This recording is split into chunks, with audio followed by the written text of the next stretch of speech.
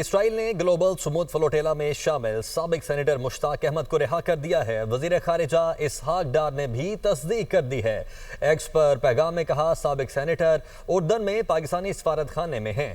ان کی صحت تسلی بخش اور حوصلہ بلند ہے۔ سفارت خانہ ان کی مرضی اور سہولت کے مطابق وطن واپسی کے تمام انتظامات کے لیے تیار ہے۔ وزارت خارجہ پاکستان کی جانب سے ان تمام دوست ممالک کا شکریہ ادا کرنا چاہتا ہوں جنہوں نے اس معاملے میں فعال کردار ادا کیا اور مدد فراہم کی۔ اسرائیل نے گلوبل سمود فلوٹیلا میں شامل سابق سینیٹر مشتاق احمد کو رہا کر دیا ہے۔ وزیر خارجہ اسحاق ڈار نے بھی تصدیق کر دی ہے۔ ایکس پر پیغام میں کہا سابق سینیٹر اردن میں پاکستانی سفارت خانے میں ہیں۔ ان کی صحت تسلی بخش اور حوصلہ بلند ہے۔